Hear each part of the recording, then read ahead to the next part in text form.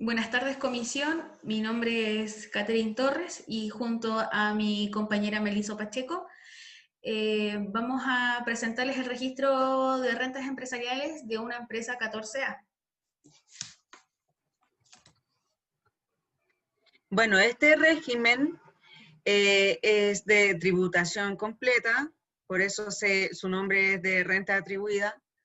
Está vigente desde el 1 de enero del 2017, está obligada a llevar renta efectiva y la contabilidad completa, y la imputación de los créditos es total.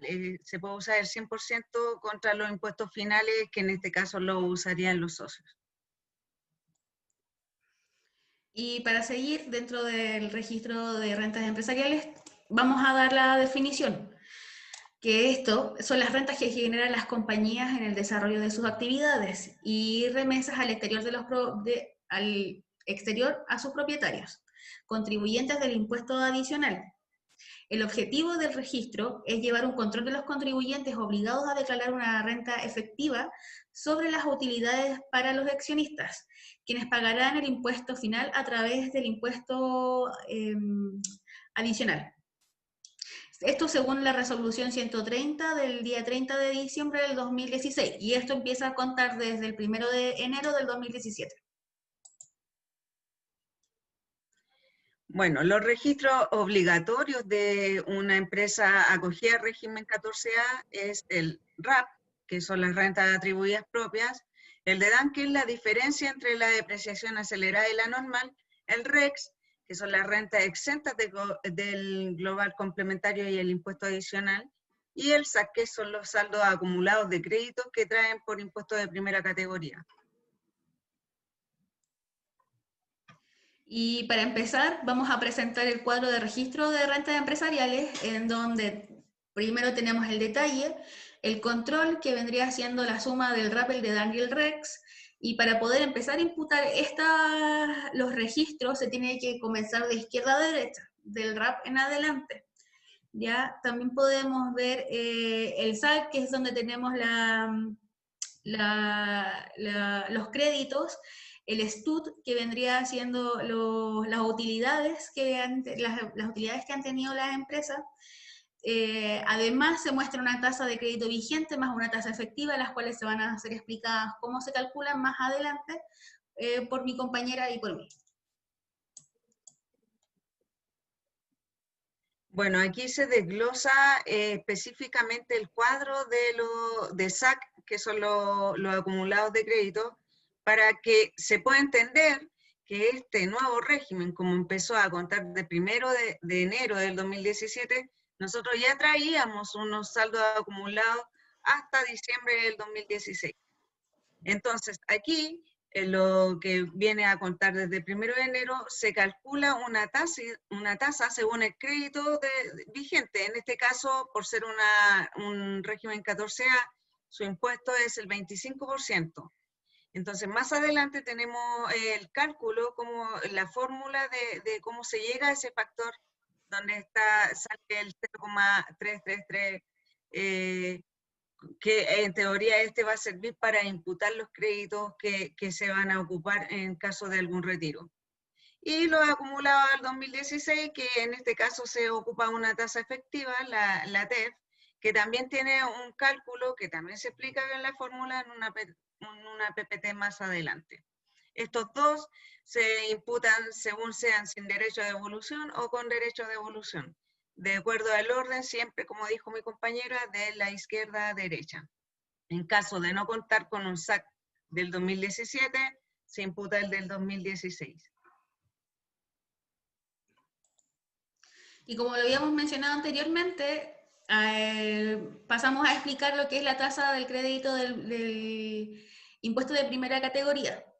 Lo que resulte de dividir la tasa del impuesto de primera categoría del ejercicio por 100 menos la tasa de IPC. Al leerlo claramente no se entiende lo que se está diciendo, pero al ejemplo que tenemos acá, para sacar la tasa, que es la tasa vigente del impuesto de primera categoría, que vendría siendo el 25, menos el 100%, menos la tasa vigente, Entre ellas dos nos da un 75%, y al dividir el 25 por el 75% nos da la tasa de crédito el 0,33333.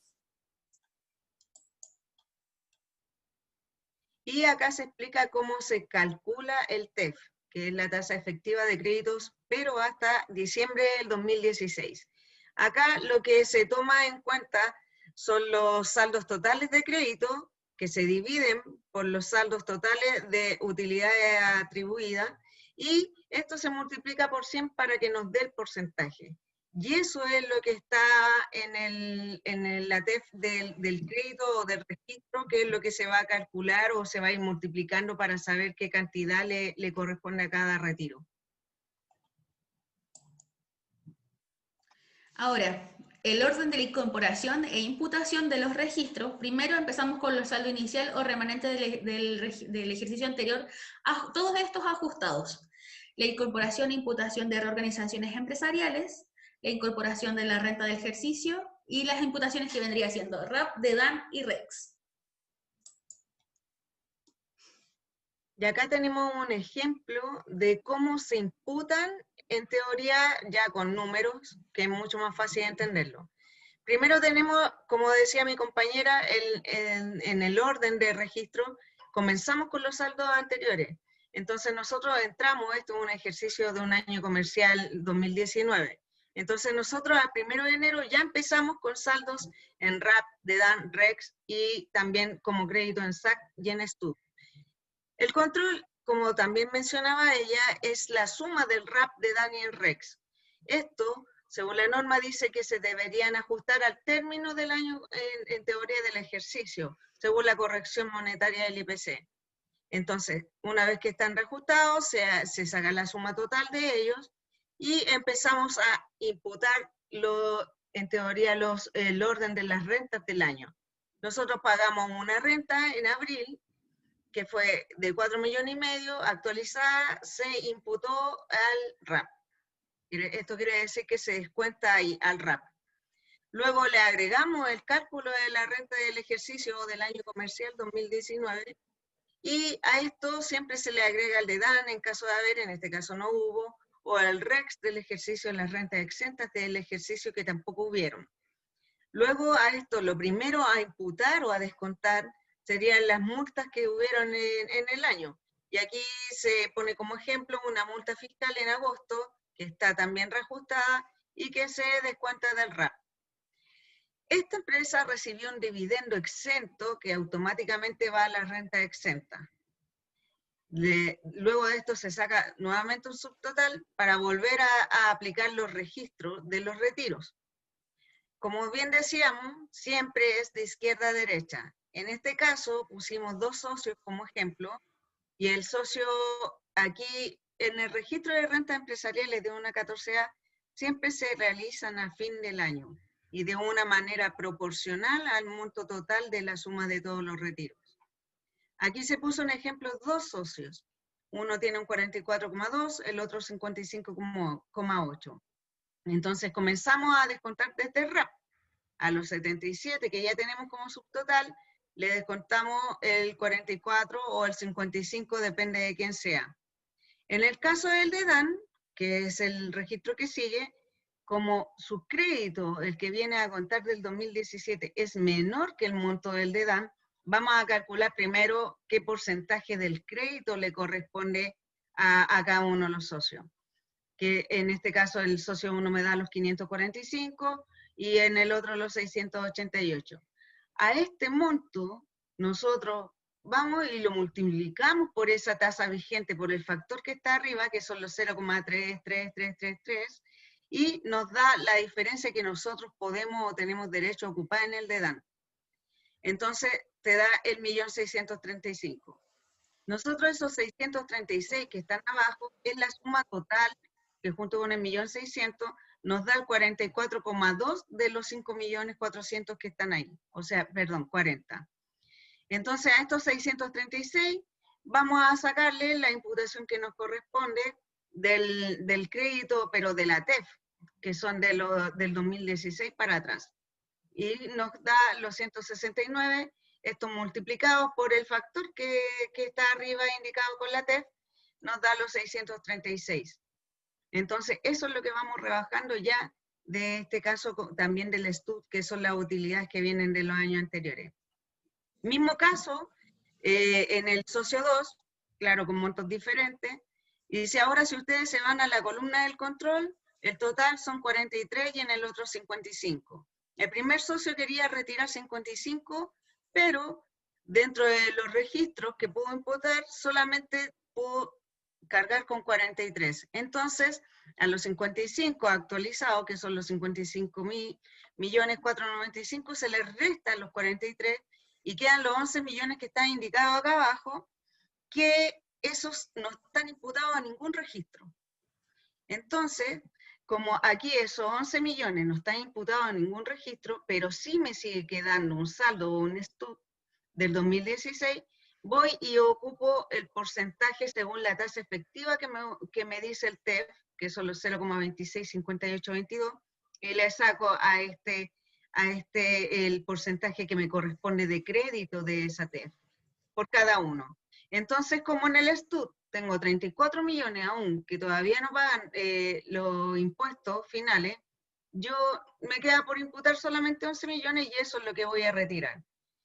Y sigo quedando con saldo porque como tenía 34, le saco las diferencias de los que no se imputaban a ningún crédito o a ningún registro, aún me queda por monto o por saldo, ya sea los créditos que son los 2 millones o los 8 millones que vuelven a pasar como al año siguiente como remanentes anteriores.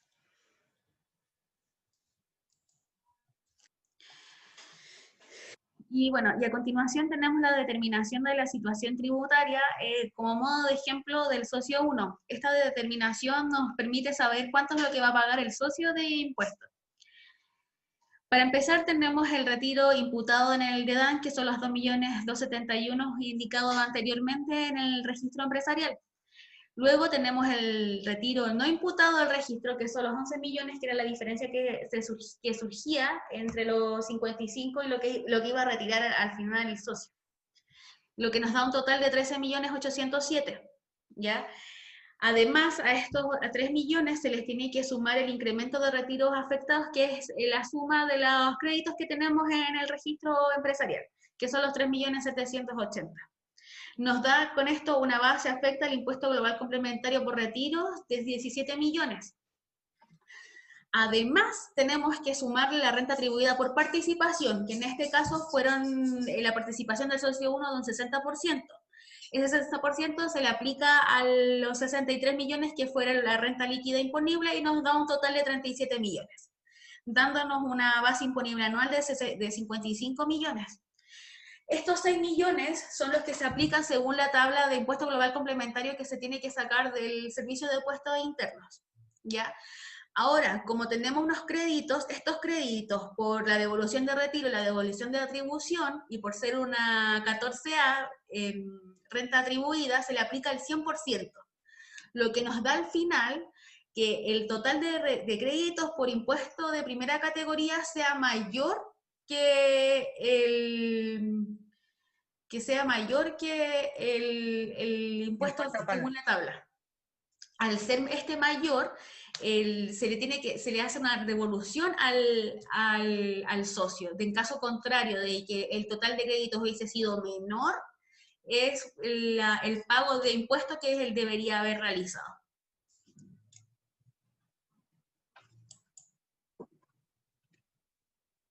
Bueno, y aquí nosotros pasamos a mostrar un ejemplo de lo que pasa con el registro de rentas, con la nueva forma de tributar que comienza a partir del 1 de enero de este año 2020. Entonces, aquí primero que todo, como dice ahí, es la incorporación del nuevo régimen 14A y cómo se traspasan los saldos desde una 14A, que era la de renta atribuida, que es lo que estábamos explicando, a una nueva 14A, que es de régimen general semi-integrado. Entonces se explica ahí que antes nosotros, del 2017 al año 2019, traíamos los registros, un RAP, un DEDAN, un REX y un SAC.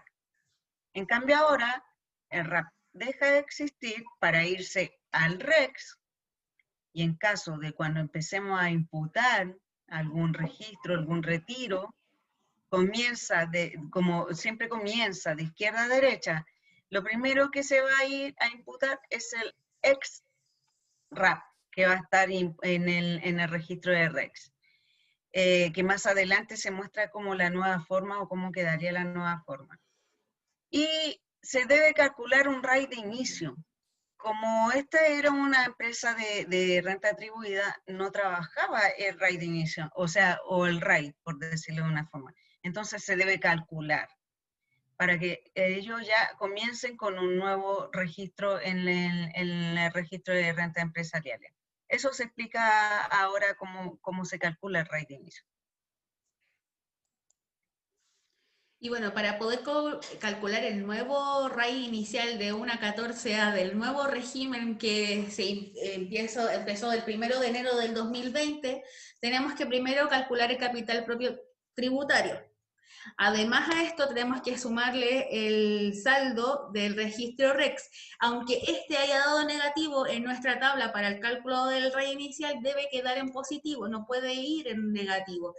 En caso contrario de ser negativo, nos dé un resultado negativo, este debería ir en total en cero. Para seguir a este resultado, tenemos que restar el RAP al 31 de diciembre del 2019. Todo esto en valores positivos, además del REX del mismo año, del 31 de diciembre del 2019. Tenemos que el capital aumentado o disminuido, tenemos que restarle, y ya con todos estos cálculos podemos obtener el RAI que se va a utilizar en el registro el 1 de enero del 2020. Bueno, y este es un modelo, como le explicaba anteriormente, de cómo quedaría los registros REX. Y en ese cuadrado, en el primero, dice rentas provenientes de registro RAP. Como les explicaba, ya no va a existir RAP. Y ese saldo que yo traía de un RAP, lo debo llevar ahí, a ese registro de REX. Y es lo primero a imputarse en cuanto uno vaya haciendo los retiros correspondientes de acuerdo a las atribuciones que tengan los socios. Y para seguir, aquí tenemos el comparativo del saldo acumulado de los créditos, en donde aquí ya se dividen en lo acumulado a contar del 1 de diciembre del 2017 y lo que teníamos acumulado anteriormente al año 2016.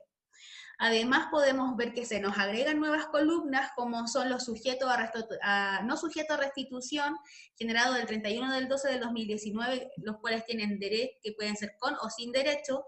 Los mismos, no sujetos a restitución, pero a contar del 1 de enero del 2020.